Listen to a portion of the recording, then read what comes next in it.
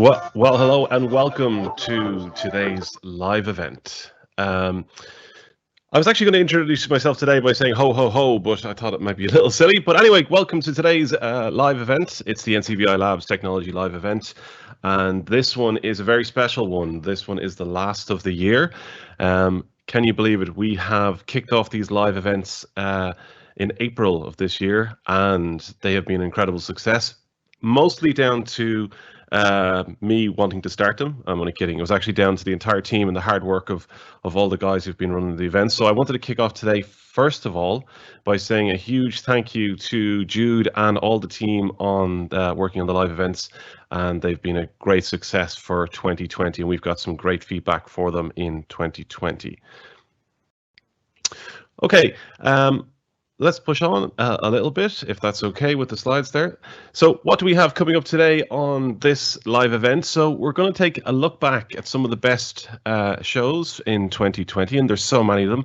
And we're going to talk amongst ourselves just to see what everyone thought was their favorite show, and talk about the segments that we've done. And indeed, if you'd like to send us in a question, and you have any comments, do send them in to labs@ncbi.ie.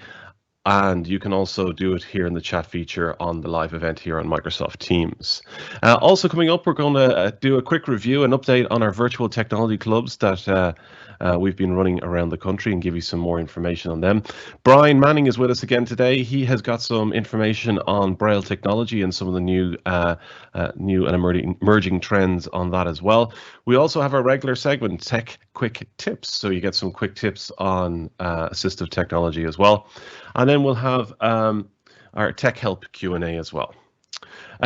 Also, which is exciting, we're also going to be giving away a blind shell phone, and will give you details how you can take part in that competition. Additionally, too, we're going to be giving away an Amazon Echo Dot. So lots of giveaways here as we run up into the holiday season. From NCBI Labs. So do stay tuned. We'll give you further details on how you can take part in those competitions. All your questions and comments, please do send them in to me and the team. It's labs@ncbi.ie. That's labs@ncbi.ie. And if you'd like to ask questions throughout the show as well, you can also do so via the inbuilt question and answer feature on Microsoft Teams, as I said. Okay, so just to let you know who I am, my name is Kyron O'Mahony. I'm the Chief Technology Officer for the National Council of the Blind. And with me today on the phone, we have a great team. Would you say on the phone if it's Microsoft Teams? I'm not quite sure. With us today on the phone, let's go with that. We have great members of the team. We have Dennis Nolan, our Technology Training Manager, Sean Doran, Daniel Dunn, JP Corcoran, Joe Lonigan, and Brian Manning are all joining me today on the call. So all of the rest of the team I can see are on mute, but you're going to unmute yourself now and say hello to everyone. So first off, I'll just like to introduce you to Sean Doran, who's handling all our production as well. So hey, Sean, how are you doing? Hi, Kyron. Nice to be here. Happy Christmas, everybody. Looking forward to the show. We will be revisiting the Android versus Apple battle today on today's show. I think I've had too much coffee today. I shouldn't have had so much coffee before we started off. Brian, welcome, Brian. Brian Manning, our technology trainer. Hi, Brian. How are you doing today? Hi, Aaron. Greetings from the southern capital, and happy Christmas and happy New Year to everyone. Great. And I can see Daniel is on the line. Hi, Daniel. You're on mute there. Hi, Kyron. Gosh, it's hard to believe. Number 27. 27 of these, yeah. The title of our event here today, number 27. It's hard to believe, and time has gone so fast. But it's been a great year with the live events, and a credit to all the guys here on the crew and to yourself as well. Good job, well done. Cool. JP, why don't you say hello, JP? Hello, Karen. Hello, everybody. Everyone, very happy Christmas. And Karen, great to have you back presenting another live event today. Thank you very much, JP. And just so everyone knows, I didn't kick Jude off this live event. Jude is taking a much-deserved break. He's done a great job this year, and he's off on annual leave today. Otherwise, Jude will be back with you all in the new year. Joe Lonigan. Hi, Joe. How are you doing? Hi, Karen. How's it going? Good. Welcome. Christmas, everybody. Yeah. It's a great sense of fun when we get to these ones now, when we didn't have to prepare a lot of content, so we're just going to spend the entire hour chatting about assistive technology, which is great. Finally, let me introduce you to Dennis. Hi, Dennis. Hello, Kyron, and hello, everybody as well. Man, a few words. Yeah. All right, let's move on to our first topic there, Sean. So I thought would be an interesting thing to run over some of the statistics from the live events. So as Daniel mentioned, we have done 27 live events here in the NCBI Labs team. 99% of them were done by the team that are on the call here at the moment, and Jude has been emceeing them for many years. They've been a huge success. We've had over 4,000 views. I'm not sure if that includes the podcast downloads as well, but we've had a huge amount of podcast downloads as well. So you can listen to this this live event after the fact. And JP, you might call out one or two of the statistics as well. Yeah, of course, Karen. So I'm just going to talk through some of the stats for the year. As I said, 27 live events, including today, about 34 video tutorials, demonstrations, different lengths. Some are short, maybe some are a little bit longer. Yeah, as you said, over 4,000 YouTube views and podcast listens. We've had 10 Sing It Your Way service user interviews, which has been great. I've really enjoyed those. Yeah. Yeah, and then we've had 10 guest interviews now as well, which I can. I'll just share a slide there now, Kyron, so you can go through some of these. Some of the highlights from the year. Yeah, some great guests we've had on the air. I think one of our first guests, the Be My Eyes founder Hans, was a really interesting insight into the Be My Eyes app, which is a hugely popular app for those with sight loss. Absolutely, yeah, that was one of the best ones. I think we had one of the kind of ones that kickstarted the live events as well. Live event 4, yeah, that was definitely one of the best. And we had Lena Kusi on from the library then, the live event 5, to talk about the NCBI Overdrive and Bookshare services. And do you want to go through these, Karen, yourself, or will I keep going? No, you keep on going. Perfect, yeah. So then we had Chantel Smith from the NCBI, and she was on talking about the Microsoft Soundscape app, which we're doing a lot of work on at the moment. Hilary Devlin, another NCBI staff member, was on to talk about Supernova Magnifier. So some people use Zoom text. So Hilary uses Supernova. She was on to tell us about that. And then Gar McCreasty was on from the HSE to talk us about the COVID tracker app, which has been a real game changer with this huge number of downloads. Carol Byrne from the NCBI library was on talking about Braille production. And then one of my favorites, then we had Sam Seavey, a YouTuber from the States. He was on live event 17 to talk us through smart home tech. We actually played a demonstration on that event of a smart Amazon smart oven. So that was a great show. Yvonne Lyman Gleason was on to talk about the Connect 12 digital magnifier, very popular device in education. And then Rene Espinoza was on to talk about the Lazarillo navigation app in live event 19. And then more recently, we had Javier Pita Lozano on live event 24 about the NaviLens navigation app. Wow, some great guests throughout the year. I think it's one of my favorites as well was the COVID tracker app with Gar from the HSC. That was really interesting to see how important accessibility testing and accessibility development was for the HSC as part of their development of that app as well. Really interesting interview. Just to remind everyone too, like we're at event number 27, and all of our events are available for download on your favorite podcasting service, so like Apple Podcasts or Google. What do Google call it? Google, I wish it would work. And also we have all of our live events are published to YouTube as well, so you can actually you can listen in after the fact as well. And also just to say a big welcome along to those people that are listening in live at the moment as well. So okay, so I think what'd be fun is there's been such amount of content that we've created on the live events, and I thought it'd be an interesting way if we talk about what was our own favorite or our own impactful feature that was held on the live event. And do send us in the comments too if you've got a specific live event that you thought was very interesting or funny or informative, or actually also tell us if you thought one of them wasn't great either. We can take it. Okay, so I think what I'm going to do first is how about we go to Sean first. And Sean, from your own perspective, I mean, which of the live events did you find fun or interesting or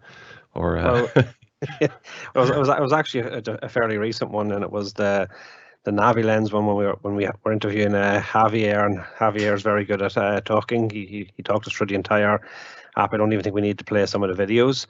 We had videos queued up, but he was quite happy to explain more and what actually worked out for us. But I think the app is very interesting because of the information it can give to service users and people out who are going to be using mobility. And we had a few questions and concerns about it. And they're very interesting questions. People are saying, well, I've no sight. How am I going to know that this is in place? Or how am I going to be able to find it? And the technology they're using is actually, you can scan it from up to like 30 meters away. Oh, wow. It's like a QR code, but it's actually much more colorful and it's much more simplified. So your camera can capture it quite quickly. And so if a person is quite far away, I mean, the issue is they have to know places that have them. So if these get introduced into train stations or hospitals or offices, then you would know that when I'm at reception, maybe if I scan my phone around the room, I'm going to pick up all these bits of information. And that could be like you walk into a hospital, there might be a sign over a door. You might scan the sign and it might give you directions to the reception. Oh, brilliant. And certainly was a very popular one as well, just based on the number of views that we achieved for that one too. So, and if people have any more questions on that, is there a way that they can contact Javier, or should they come to us directly, Sean? Well, they should probably come to us. They can send us a question through Labs, and then we can actually relay the information to Javier. Or if they did want to go through their App Store or their Play Store, for the NaviLens app, the contact information for NaviLens is also there. What about yourself, Daniel? What was one of your favorite segments from one of the live events? Yeah, but there has been a good number of them.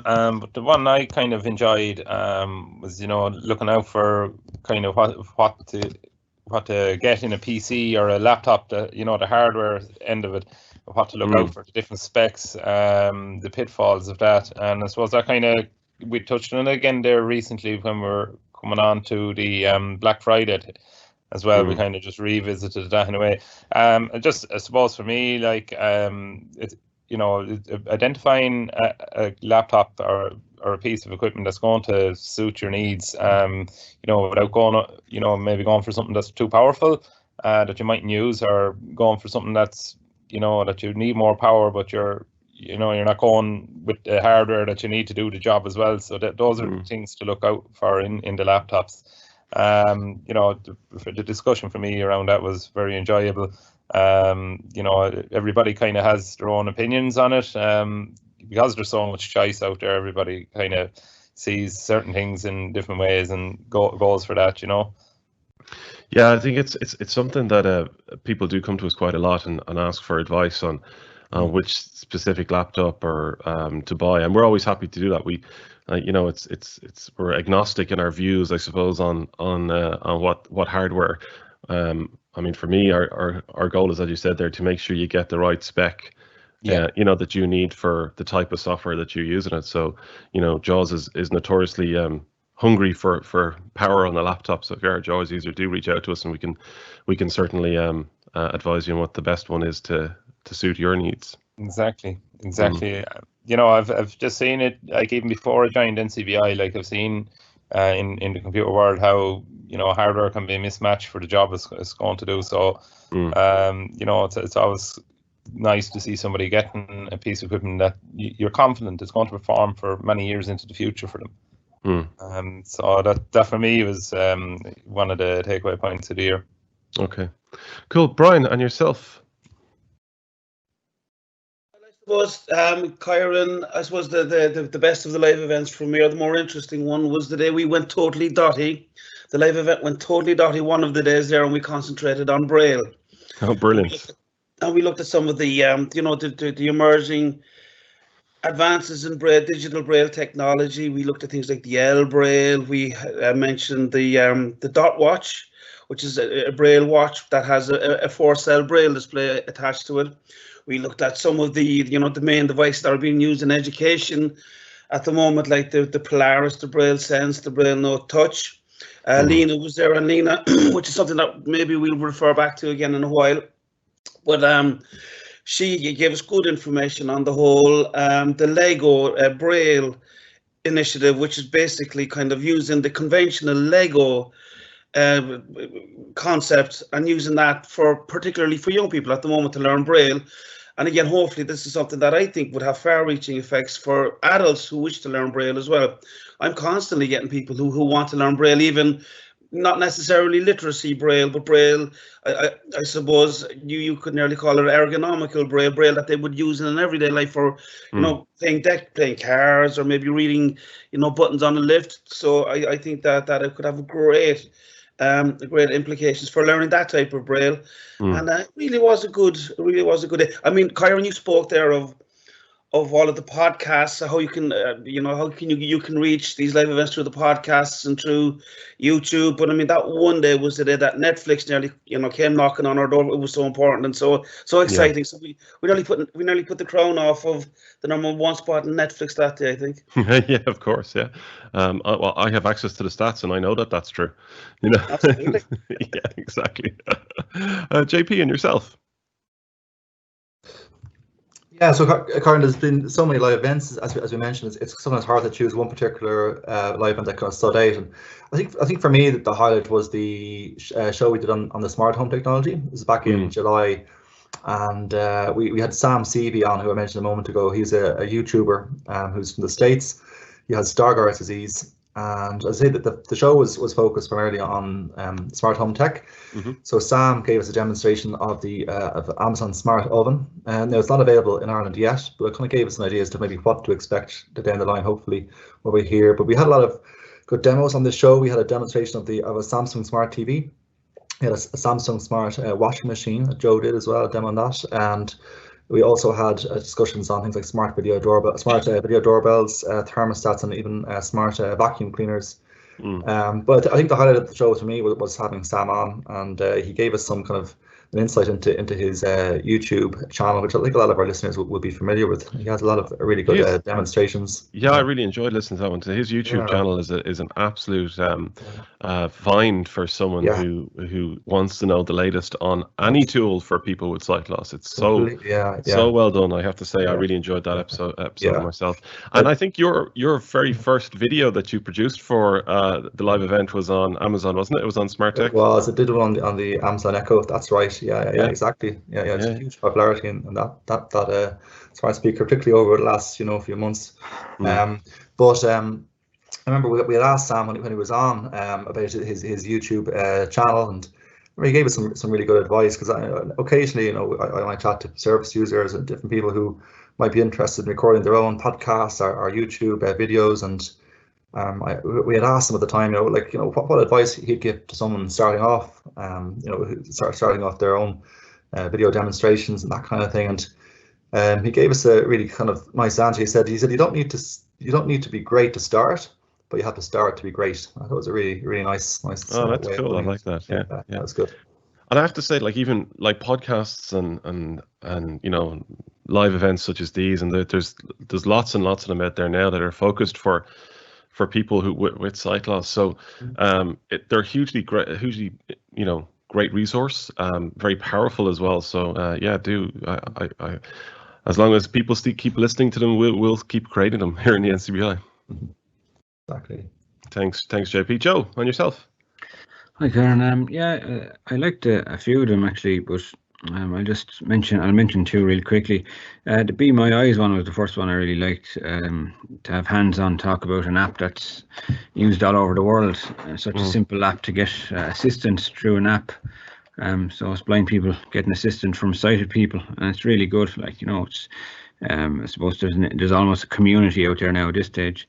And the other things I enjoyed were anything to do with smart tech, I suppose, smart home technology, and the Google Home. I covered the Google Home after JP had already covered Alexa. I covered Google Home, so they both do the same thing in general, I suppose. They're voice activated smart speakers.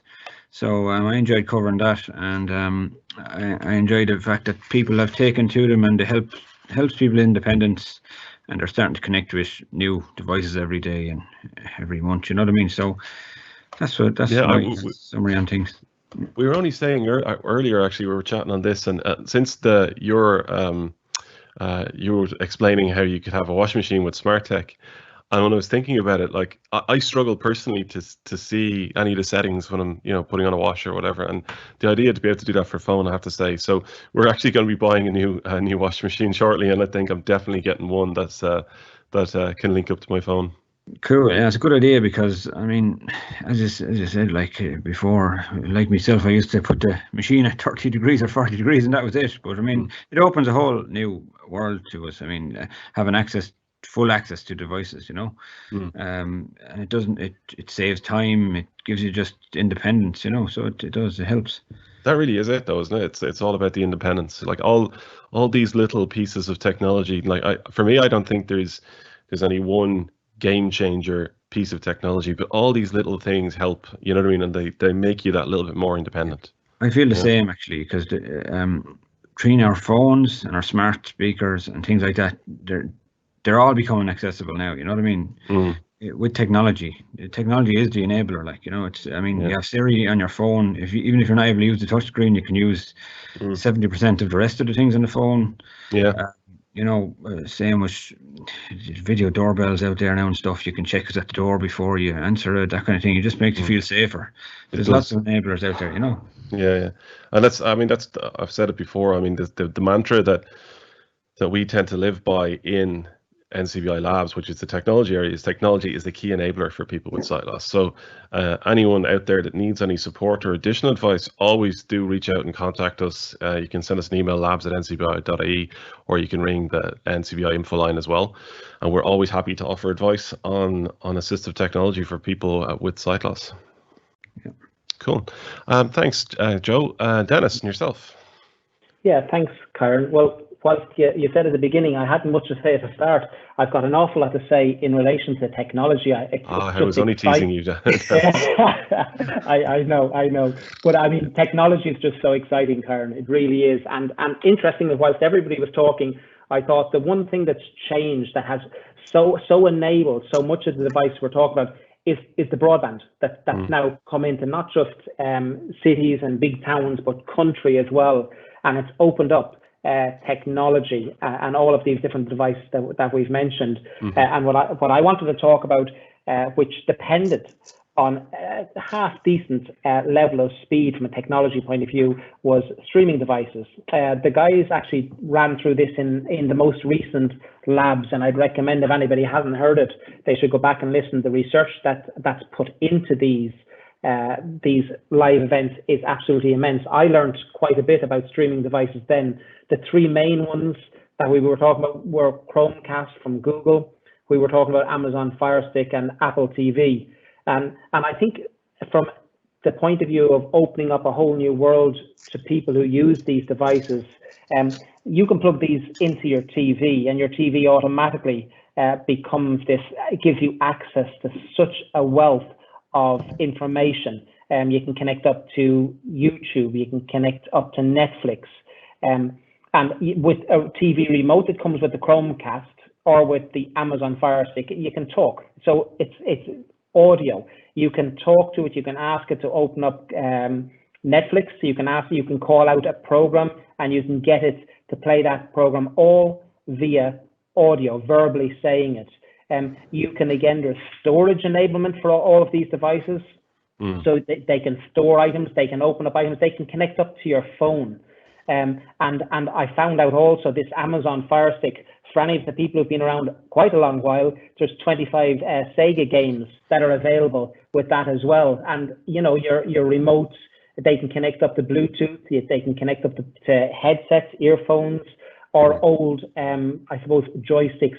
So I think, for me, the streaming devices are exciting. And another thing I thought, Karen, from the point of view of price, these things range from €30 from the Chromecast and the Amazon. They're about anything from €30 to €70. When you get into the Apple, that goes from quite a bit more, I think 150 to 220. But I remember JP pointing out, Apple is around since, and I'm sure you'll know this, Karen, you're big into Apple as well, at 2007. The Apple TV has been around. The other device, I think, started around 2013, so they're kind of doing a catch-up. But for me, Karen, that was what I found. That particular episode I found exceptionally good, and I think that kind of technology and what that opens up to people is fantastic. Yeah, I think one of the things that that I noticed when I joined NCBI as well is that, you know, so many of us use our devices in different ways, and it's like Joe and I were saying, is that they're enablers. But even, you know, being able to buy, let's say, an Apple TV for €100, €120, and having access to an accessible, easy to use, because some things can be accessible, but they're not easy to use. But Yeah. accessible, easy to use smart TV, you know, and plugs into any TV. So, and also we have Apple TVs on demonstration and in our new technology center in Tala. We also have them in head office. So if you're looking to get a demonstration of them, do reach out to us, and we'd be happy to show you the accessible features that are built into the Apple TV, or indeed a Samsung Smart TV as standard. So you don't need to buy them before you or risk your money. You can actually come in and we'll set them up, and you can even watch some TV there too if you'd like to. Okay, so the live events kicked off in 2020. I think it is something that was quite nice that happened out of the COVID-19 crisis. But in addition to that, we also kicked off our virtual technology clubs around the country, and this was spearheaded by Brian, who's on the call with us now. Hi, Brian. Hi, Kyron. How are you? Yeah. So this is something that, as I said, Brian kicked off, and really what we wanted to do is allow our service users an opportunity to come together and discuss technology, their own technology needs, and how they use their technology in day to day, and you know, be a support for each other. Because how I use my my types of assistive technology is completely different to, let's say, how Brian might use it, or how Joe might use it, or whatever the case may be. And there's great learning from your friends. You know, there's great learning from other people out there. So the virtual technology clubs kicked off earlier this year, and we're running them nationwide at this point, Brian, isn't that right? That's right, yeah, and we're running them in all of the regions as well. So I mean, whatever region of the country you're in, there's no excuse. You can join the local club. And again, I suppose one of the advantages to them being virtual is that even if you're not comfortable in your own region, or if, for example, you hear of your friends are in the Galway club, or your friends are in are in the Dublin club, then even if you're in Limerick, for example, you can still join the virtual club in Dublin with your friends. And as you say, Kyron, there's been great, fantastic learning in it. And one of the main advantages, as far as I'm concerned, is the peer learning. I mean, okay, we might have one of the NCBI labs, the technology workers facilitating, I suppose is the word, the club. The actual learning is coming from the actual members. So therefore, and again, I mean, like the participants decide what areas of technology we're going to discuss next week. So, for example, in the Cork and Kerry Club tomorrow, even though I won't be there, what I am going to suggest is perhaps that we have a look at some of these. Look at these doorbell video callers. It's technologies like that enable independence in the house, and that, I suppose, in the case of that particular piece of technology, it enables greater security and safety in the home as well. Or again, like Joe's, we are feeding off of the live events as well in the various technology clubs, and we are using the different subjects or topics that have been covered in the live events to actually feed the information being disseminated in the actual clubs themselves, which is good. And they've really been successful. I mean, we've had up to 12 to 15 members of each individual club. There's been a lot of interaction, and the emphasis, I suppose, is on technology, but there's been a lot of camaraderie developed as well, and friendship developed through the clubs as well. And again, it's something that we're hoping to grow in 2021, I suppose. I mean, all right, 2020 might be the year that we started clubbing. You started clubbing with NCBI, but we're definitely going to keep it going next year. Yeah. And get involved, have your say. And again, I mean, technology is the great enabler, and through these technology clubs, hopefully, we can enable you to use your technology that little bit better and to greater. So how do you join a technology club? Well, again, as I say, I mean, we're in each region, but that's not necessarily the focus either. But if you contact the local, your local labs trainer, then they can obviously help you get involved with the actual club. Again, I mean, you can contact your local CRW. A third option or a third avenue would be to send an email to labs@ncbi.ie, and they can put you in contact with your local club, or again with any of the virtual clubs that you'd like to join. And again, I mean, the newsletter that JP and Joe are sending out every week, there's always information in that as well, in that technology newsletter on the clubs. So that's another avenue that you could maybe look into. Yeah. So I think just to remind everyone, if as Brian said, if you do want to take part in one of our technology clubs, they meet once a week, Brian, isn't it? Once a week, and it's at 12 o'clock. I mean, the ideal would be at 12 o'clock on a Wednesday, but again, as you know, these have evolved throughout the year. We've been finding that some of them, they might just prefer to maybe run at 11 or at 1 on the Wednesday. Or what's happening as well is, I suppose, they've been a victim of their own popularity or their own success. And we might have too many people in the one area, so we might have to run a second club. That has that has happened as well. But generally, it's an hour once a week, and it's usually around 12 o'clock on a Wednesday. Oh, brilliant. So I would encourage everyone to take part. The feedback that we're getting from service users has been really positive, and well done to yourself, Brian, for kicking off this initiative, and all the NCBI Labs team for supporting them as well. Oh, definitely. It's been a huge success on the part of the labs, and each person has contributed hugely to its success. So brilliant. All right. So another thing we thought we'd discuss today, and again, we'll ask Brian to give us some more information on it. Is we thought it'd be good to look at some of the Braille technology, what's new and what's emerging in this area. We do discuss Braille technology here on the live event from time to time, but since we're coming towards the end of the year, it might be good to take a bit of a look into what's new and what's the latest and greatest in Braille technology. Well, yeah, and again, I mean, I suppose one of the greatest initiatives, or one of the best initiatives, as far as I'm concerned, anyway, is around the learning of Braille, and it's something I alluded to earlier, and that's the initiative that's been run in conjunction with the NCBI Library with Lena. And it's the whole development of learning Braille through the old concept of the Lego brick. And again, I mean, essentially they're using the Lego bricks with the different Braille dots on them to teach Braille to younger people. Again, as I say, I think that this would have this has huge potential as well for adults learning Braille. And again, it's not necessarily your own technology, but it is a fantastic initiative and definitely merits to be mentioned here. And it's something to look out for in 2021 for anyone that's interested in Braille. And again, I mean, this year we've had developments in the various Braille displays. I mean, I suppose one of the big initiatives in the past year to 18 months would be the whole focus on multi-line Braille displays. Whereas traditionally we would have had maybe 40 cell displays, 20 cell displays, and for people working in offices we would have had 80 cell displays. Again, I suppose recently we've had the smaller Braille displays where we're trying to make Braille more portable or mobile, and because people have the iPhones now and the smartphones and the tablets, the 14 cell displays are coming into their own, and the 20 cell displays are coming into their own by virtue of the fact that you can just put them into your pocket and carry them around with you, and you can, you know, if you're, for example, a deaf-blind person, you can use your 14-cell display, which is, you know, paired with an iPhone or a Samsung. You can use your Braille display for communication purposes. But again, I suppose the focus in more recent times has been on the whole developments around digital Braille and multi-line Braille displays, where you would have several lines of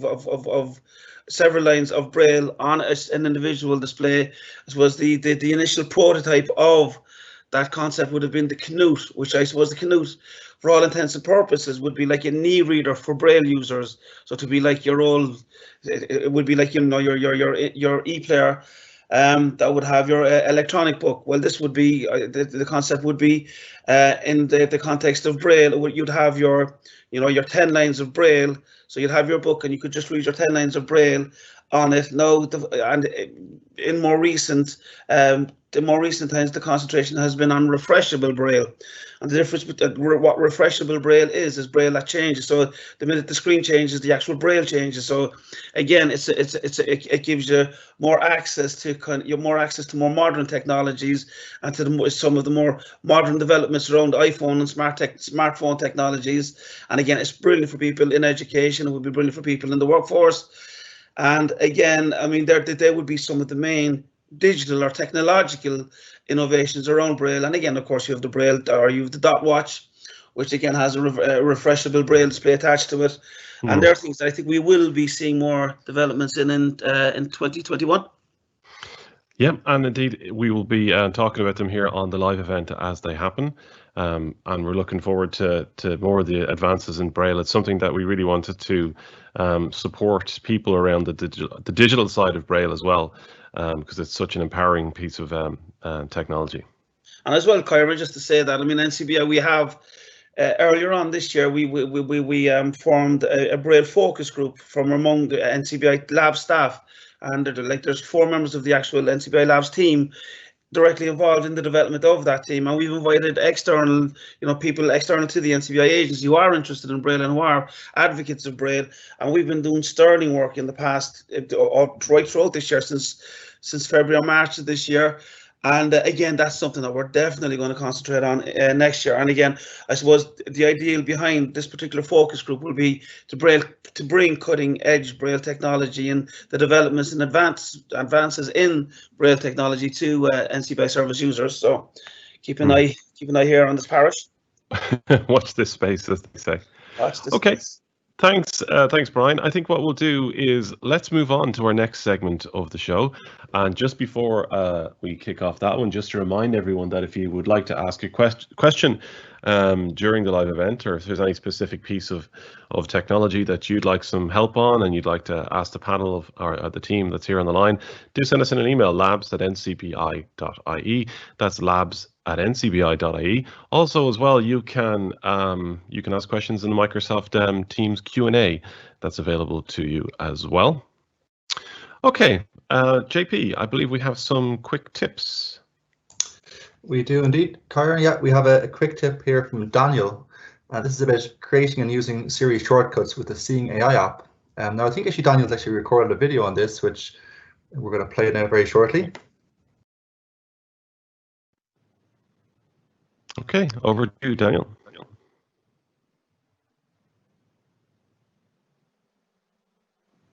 Okay, so previously on the NCBI Labs live events, we have covered Seeing AI app, but there is a feature within Seeing AI app that allows you to control the app from Siri. So today we're going to take a quick look at how to turn that feature on. So I'm going to go straight for the Seeing AI app. Suggestions. Menu. Tuesday the menu button. When I get into the app, I'm going to go for the menu button, which is up in the top left. Close button. And in here, I'm going to go to the settings. Browse phone, help, feedback, settings. Manage light, currency button. And there's a few options in here, but the second one is configure Siri shortcuts. Configure Siri shortcuts. Recognize short text.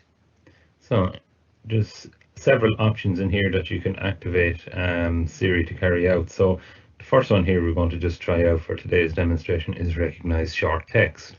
Dismiss. Cancel button. So when we get in here, we have customize the Siri command. So it's just giving you an overview here. Add Siri. Add to Siri. Add a custom phrase Siri can use to tell Seeing AI to run this shortcut.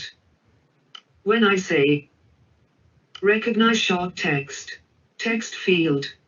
Okay, so here Double you have tap to edit. When I say and recognize short text field, now you can actually clear that out and put in your own custom command if you so choose to do so, or you can leave it with Seeing AI's recognize short text, which is the default text, but you can clear that out and put in your own custom one there. Clear text. Do recognize short. Add to Siri button. So I'm just going to activate that Add to Siri button. Back button. And at that point now the recognize short text is selected. Selected. Recognize short text. Recognize back. Assistive touch. Home. Seeing AI. Vodafone. Okay, so photos. Podcasts. I've now Double tap to open. got back to the home screen, and I'm just going to activate Siri and ask her to recognize short text. I have a little document set up in the background there behind the camera, so let's see how this works. Recognize short text. Menu. Hope you have lots of fun and enjoy, with the help of your Connect 12. If you have any questions, why not ask your teacher to visit our website at, or Assistive Touch. Assistive Touch menu. Okay, so I've Double tap to open the menu. I've just got Seeing AI to read some of the page that was there in the background. So if you need any help or assistance in setting this up, don't be afraid to get in touch with your local NCBI IT trainer and support who can guide you through that. And also several other apps have unique Siri shortcut functions as well, and it might be worth exploring those. So thanks for watching.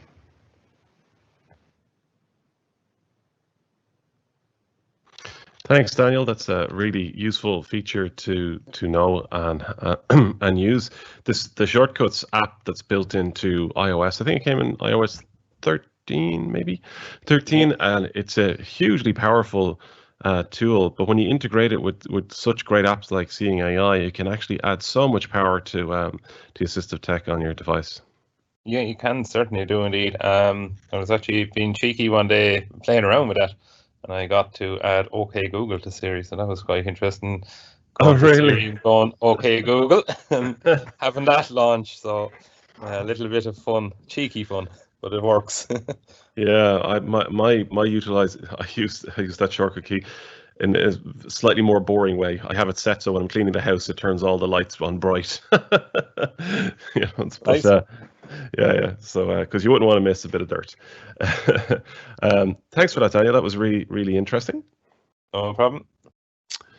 Okay, so let's move over to our next section on our live event today, and we have Tech Help and Q&A. So this is where you can send us in questions or topics that you'd like us to offer some help and tech advice on as well. And if you'd like to do so, just to remind you, you can send them into labs@ncbi.ie, or even ask them in the question panel to those people that are listening live now. Feel free to ask any questions. So JP, I might hand over to you to read out today's tech help and our Q&A. Yeah, of course. So we have a few questions that came in over the last week. The first question is, I have an Aircom email address which I'm paying for, but I'd like to explore other options. And what can you recommend? So although a lot of people have the old Aircom address was set up years ago, maybe someone's thinking about switching over to having another email address. Now I know we featured an article on this in a recent technology newsletter. Joe, you might be able to give some advice. Yeah. Yeah, as people know, and in the past year, Aircom have started charging people to use their email service. I suppose in the early days, it was one of the email services that were out there that everybody started to use. So there's people out there with email addresses now for 20 years, and they still have the Aircom one.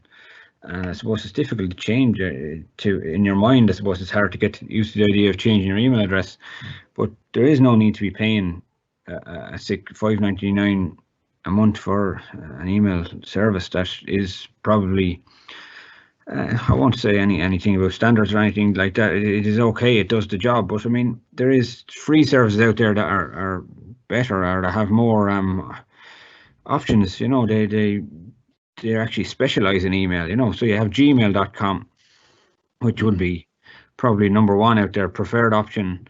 And also what used to be hotmail.com is now outlook.com. You could set up an email address with both of those services, and they're very easy to set up. You just go to the selected provider and you click create account. It'll ask you to put a password in and a few more details. You can also set up two-factor authentication. It'll make it more secure. And it's easy enough to set up on your email clients like Outlook or Apple Mail, things like that. When I say easy, I mean, it might be easy for some, but if you do need some assistance with it, you can also contact Labs and we'll help you fill in the POP3 server connections settings to help you set it up in Outlook or Apple Mail, things like that. So there, once it's done once, it'll work from then on with on your phone or your Outlook client. But yeah, I think Gmail or Outlook.com would be your best option. And I think just to say as well, Joe, I think paying that amount of money for an email address is completely unnecessary. That's true. Yeah, and particularly when someone might be just used to the accessibility features of, let's say, their Aircom account, or maybe they're used to Outlook. Like, we can help them to set it up so it would be just as easy and free. Yeah, there was they followed on from other companies. They obviously don't want to specialize in email.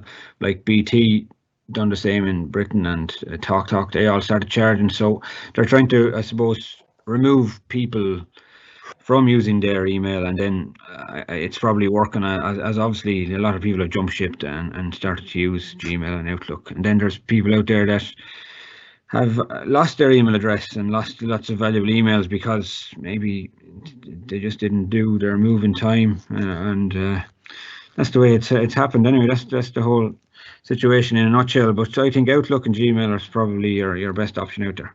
I think the Gmail is probably the best option, because if you have an Android phone, it becomes your Google account as well on your Android phone. And the beauty of it is, nobody likes changing their email address, but everybody likes changing their phone. And the key to remember is, keep using the one Google account as you move up through your phones throughout the years. You'll keep your email, but in addition, you can set the options there that it brings your contacts across, and you can bring so much more data along with it. Because while Gmail is probably the first thing that you think of, but it's actually become more over recent years. It's become a Google account, so it takes care of lots more things. You have your Google Photos, everything is just tied to that one account now. So email is actually just kind of a little token of it, where there's so much more going on with that account and that address as well. So from that point of view, the Gmail, yeah, it's definitely very, very powerful. That's a good point, Daniel. Yeah. Great.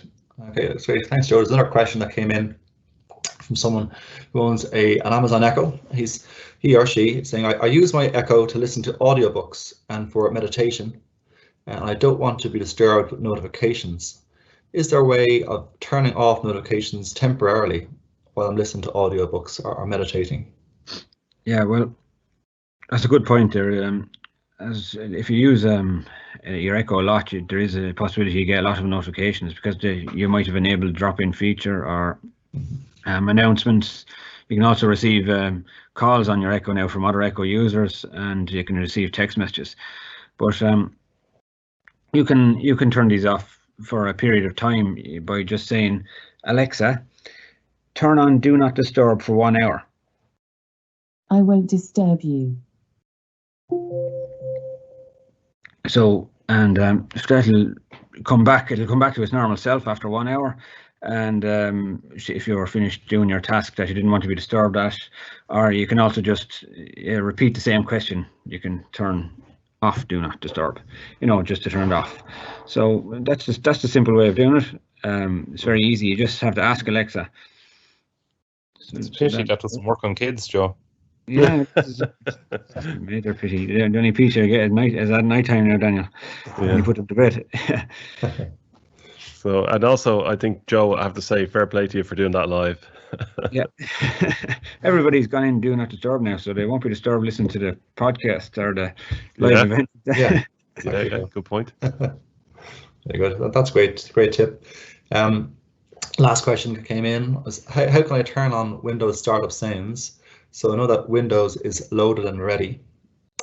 So this could be particularly helpful for someone who's using a screen reader to have this enabled, just so that they know Windows is ready after turning on the computer. Now I know to enable this, we can just go into the sound settings. So we can go into the control panel and to hardware and sound, and then there's a tab, it's a sounds tab we need to go to, and there's a checkbox there which may be unchecked if you're not hearing the Windows startup sounds. We have to check that checkbox, and it's the description is play Windows startup sounds. And once that checkbox is checked, then we should be able to hear the default Windows sound at Windows startup. So thanks for that question. And if you have any problems enabling that, just give us a call or send an email to Labs, and we can help you with that. So that's the other questions that came in over last week, Kyron. Thanks, JP. Okay, so I believe we have a competition to announce as well. So we're going to be giving away a Blind Shell Classic mobile phone and an Amazon Echo Dot 4th generation, so the latest one. And to enter into our competition for a chance to win either of those devices, so it'll essentially be two winners. All you need to do is fill in the survey that we have on our live events. So if you'd like to, if you didn't get the survey, we can send one to you. You can send us an email, labs@ncbi.ie, or the survey will be included in our newsletter.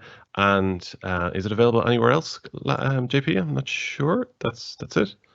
A newsletter, and we've shared a link on Facebook as well. Actually, I think yesterday we sent out an email as well to our technology newsletter mailing list. So yeah, but they're the best ways. It'll be the next newsletter is out on Friday, and we'll have it in that newsletter too. So all you need to do is enter your name at the bottom of the survey. It's not mandatory that you enter your name if you would prefer to stay anonymous and you don't want to take part in the competition. That's totally fine as well. Please do give us some feedback though on the live events, and it does help us to make them better each week, and that's what we hope to do as we move into 2021. Just to let you know as well, in 2021 we'll also be doing giving more information on the Blind Shell phone, which is a device that's our mobile phone that's built specifically for people with sight loss. As always, guys, just to remind you that our support lines, if you want to ring us here in NCBI, you can call us on 1850 92 30 60, or you can email labs@ncbi.ie. If you'd like to call NCBI Services directly, you can call 1850 33 43 53. All right, and just before we move on to this, just before we finish up the show, I'd just like to remind everyone what services are available from the technology team here in NCBI Labs. We have, as I mentioned there, we have our technology support line, and that's open 9 to 5, Monday to Friday, where you or someone with sight loss or a member of their family can call us, and we will assist you with all technology needs that you might have. It doesn't matter if you bought the technology somewhere else, we're happy to help you with it and make it as accessible for you. We do offer specialist advice in sales and technology, assistive device technology as well, and you can call us and we'll give you information on that as well. We have technology training around the country. If you need specific training on your technology needs, do come to us. We're always happy to help. The technology live events, this will continue into 2021. Jude will be back at the helm in 2021, and as Brian discussed earlier on, the virtual technology groups, if you'd like to take part in one of them, please do get in contact with any of the ways that I just mentioned. Okay, if you'd like to support us here in NCBI, you can go to donate.ncbi.ie. And of course, if you'd like to sponsor one of our live events, you can do so by just emailing us labs@ncbi.ie, and we'll be able to fill you in on all the details. Finally, I'd just like to say, oh, sorry. I gave away the information about the Blind Shell phone already. So coming up in future shows, we do have information on internet connections, the Blind Shell mobile phone, as I mentioned. If you'd like to sign up to the technology newsletter, you can sign up at www.ncbi.ie, or if you'd like to email us, labs@ncbi. One more time, labs@ncbi.ie, and we send out our technology newsletter once a week. Okay, that's it from us here on this episode of the live event, our best of 2020, 27 live events that we did in 2020, and we hope to do even more in 2021. I'd like to finish up by saying a huge thank you to the team, Jude and all the team on the live event. They've done such a wonderful job on making these such a great success, and my sincere congratulations for the success on them. And also I'd like to say a broader thank you to all of the Labs technology team for having such a wonderful 2020, and I'm really looking forward to working with you all in 2021 as well. That's it from today. Thanks very much for coming along, for myself, Karen O'Mahony, and all of the team here in Labs. Thank you and goodbye.